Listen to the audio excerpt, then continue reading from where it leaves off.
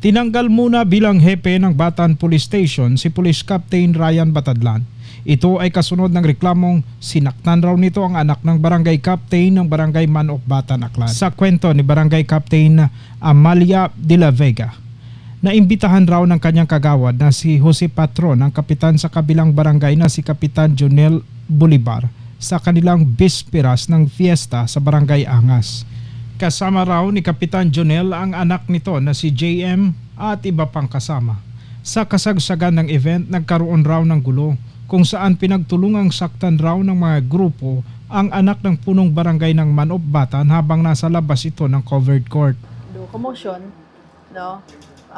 Involving it unga ni Kap Manop between niya sa amon niya umuyo sa among mga binatanon it amon niya barangay. Maaring napagkamalan raw ng grupo ang anak ni Kapitan Jonel. Sumat naka-intra do nga it Kapitan it Manok. Bangon. Kasi nga ni nag-impon yun ambi. Nag-impon yun ambi kanda sir dason hay ano yang datong siguro parang napagkamalan na nanda nga anon si ano ayro nga ni Kap Grupo kaaway yun da. So ano kita ron natabo kapitan dayon? Ano istorya? Ano istorya? Lumabas raw ng covered court ang biktimang si JM na anak ni barangay Captain Jonel para bumili sa isang tindahan. Dito na nakasagutan si John pero Lloyd. sa amon niya investigation nagawa nga nagbais si a certain John Lloyd sa unga ni Kap ay kasi si ay Kap nga unga is nagbakay bagid bakay sa guwa sa baraka. So parang nagkaroon bais. Sa kalagitnaan ng pagtatalo ay may sumuntok raw sa biktimang si JM. Habang nagabais may nagbayo. Kanyo. May nagbayo kay sa unga ni Kap. Kay JM. Okay. So di ka to nag-umpisa do commotion. Si John Lloyd nagbayo ka. No, bukon. Grupo Habang gabais si John Lloyd ag si JM ay may nagbayo sa unga ni Kap. Ito. Iya mismo sa sugod it aton dan singon. Ito sir sa guwa. Sa guwa? Sa baraka, malapit sa baraka. Okay. Tapos di ka to ron hindi un masayran kung sino aron nagpuli. Oo. O nagpuli kanda ito. Tapos Pulihan do nga ni Kapitan. Or oo. hagos nagrampur-rampur ta makanita. Pagkahalo taraway. Kung sino di ka to ron Sa nakabulig. Sa ginpatawag namon kay inang abihay. Pamataga ako.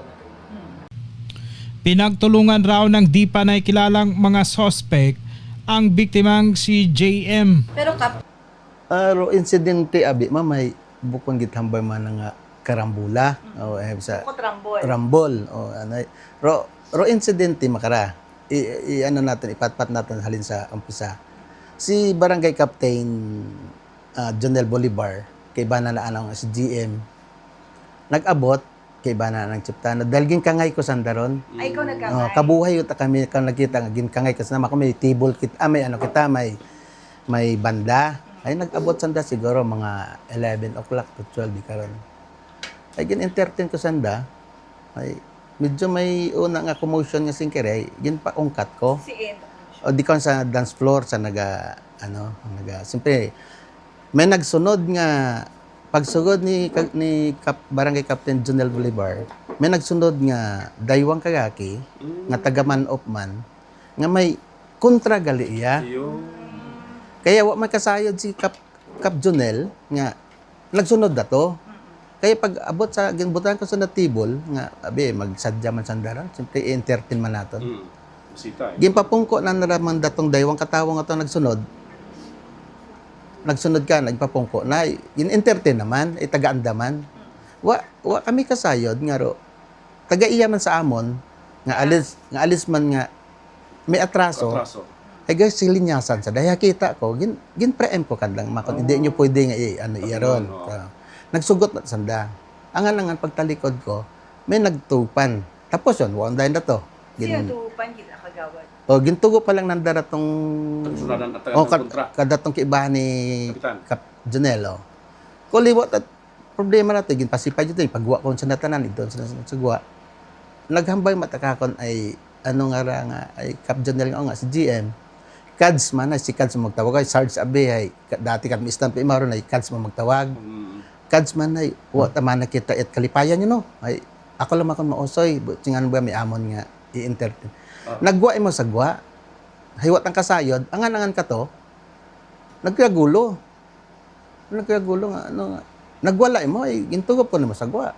Oh. Kaya, si Dodoy, nagdiagan si Kap Dodoy, si Kap Dodoy, Tatay Junel, na. nag-adtumid to, nagpasipad dito kami.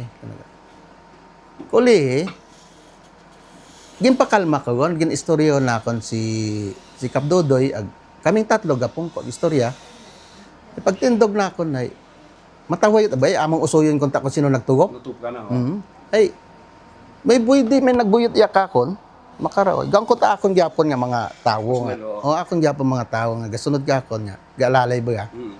Tabayaan ko matay, suminggit mata si Mrs. nga. Akong tama ng asawa ron.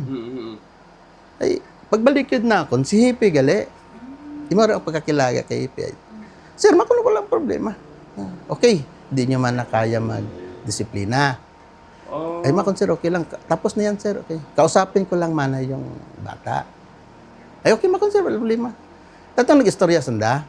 Pag-istorya, medyo nagsinggit siguro. Kunano ro, plastada. Ay, ginabuhitan man ko. Masakit, Oh. Dato nga, hampak na iya ni Hippie. Ay, siyempre, gulpi sumiklab si si tatay na, una sa kilid. Hinakos ko si Hippie.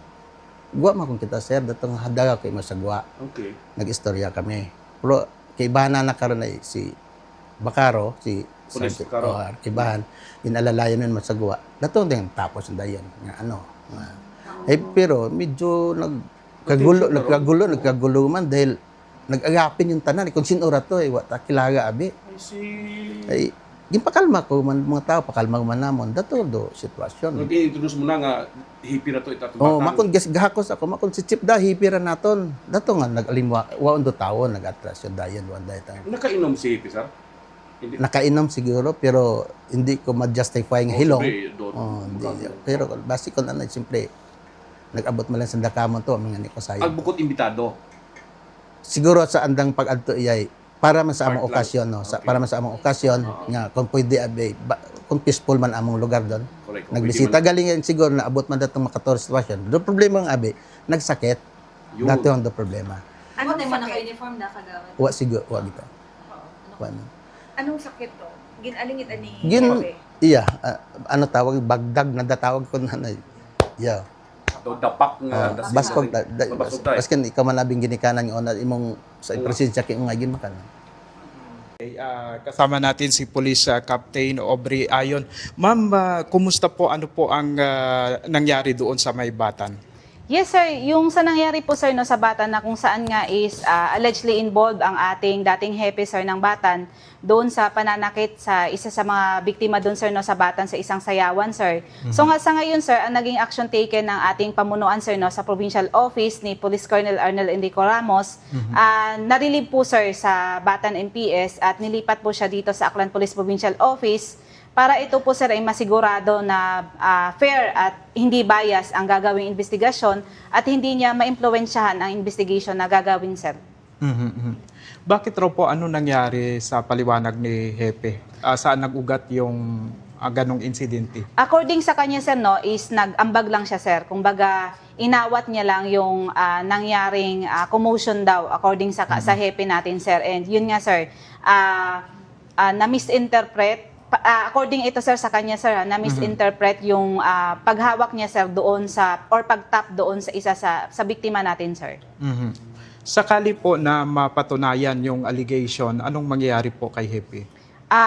Doon na po sir gugulong yung administrative case niya sir and then kung sakaling meron talaga siyang kasalanan doon sir is may iba-ibang penalty kasi sir na pwedeng kaharapin ang ating hepe sir eh. Isa doon posible, depende sa bigat ng kaso niya sir no, nakakaharapin. Pero isa doon sir is possible, sir, na suspension, sir. May allegation po na medyo nakainom si Hepe nung mangyari ang insidente. Na imbestigahan na rin po ba yung Actually, sir, isa yun sa mga, ngayon, sir, isa sa mga tinututukan ngayon, sir, no, ng investigasyon ng ating Provincial and Investigation Unit natin, sir, no, kung totoo nga ba na nakainom si Hepe, sir. Kasi yun nga, sir, tinitingnan natin yung anggulo na yun, sir, base sa mga na-viral, sir, na video, sir. Itong nangyari na to kay Hepe ay isang, kumbaga, negatibo ang dating nito sa mga sibilyan at sa mga kapulisan natin. Anong epekto po nito sa hanay ng kapulisan dito sa Aklan po? Una-una, sir, no, ito is, sir, isa tong challenge, sir, sa part ng kapulisan na kung saan, although isa lang siya, sir, sa mga na-involved sa issue, pero yun, sir, tama, sir, apektado ang buong organisasyon, lalo dito sa probinsya ng Aklan. So, isa itong challenge, no, para lalo pang paigtingin, lalo pang pagbutihin ng ating mga kapulisan ang kanilang trabaho, sir, lalo na yung mga nasa municipal police stations natin, sir. Kaya nga yung provincial director natin, sir, is mismong pumunta, sir, sa area para talagang makausap mismo yung mga kapulisan dun, sir, at mapaalalahanan ng mga karapat-dapat na at nagawi at dapat gawain, sir, ng isang pulis. Hindi rin po maikaila dito sa atin sa Aklan na si Police Captain Ryan Batadlan ay achievers at maraming mga accomplishment, no, dito sa atin sa probinsya ng Aklan. Ano po ang background niya sa mga police station na pinagdaanan niya po? Yes, sir. Tama yun, sir, no. Una-una, actually, ako bilang Aklano, natutuwa ako, sir, no, na although hindi taga-Aklan si Police Captain Batadlan, sir, pero mas pinili niyang dito magserbisyo sa probinsya ng Aklan. So doon naman, sir, no, sa mga kung saan siya na-assign is malaki yung mga accomplishments na nagawa niya, sir, na i-contribute niya. Kumbaga may mga wanted persons, may mga successful na drug operation, may mga search warrant din siya na inayos. Pati yung peace and order kung saan siya nanirbihan is naayos niya naman. So masasabi natin, sir, na maayos yung naging tracking record ni Police Captain Batadlan, sir. So maaring mayroon lang nagkaroon ng pagkakamali sa part na ngayon? Or yun yung sir, yun yung isa natin sa tinitingnan ng investigation kung may pagkakamali man talaga siya. Ito, sir, yung time para para ma-prove niya rin yung at maibigyan niya rin ng hustisya yung sa part niya naman, sir. Para maiklaro niya rin, sir, yung yung side niya. Para yung integridad niya rin bilang police is niya pa rin, sir, maiangat niya pa rin, sir, sa pamamaraan ng investigasyon na gagawin, sir, sa kanya. Opo. Sa mga public event, ma'am, yung ating mga hepe, kapag pupunta sa mga like fiesta, kailangan ba nila na naka-uniform sila? Kasi naging taliwas ito sa kumakalat na video na si hepe ay naka-chinelas, naka-t-shirt, at sa lumalabas pa na video ay mukhang siya pa itong pinagtutulungan na awatin, ma'am.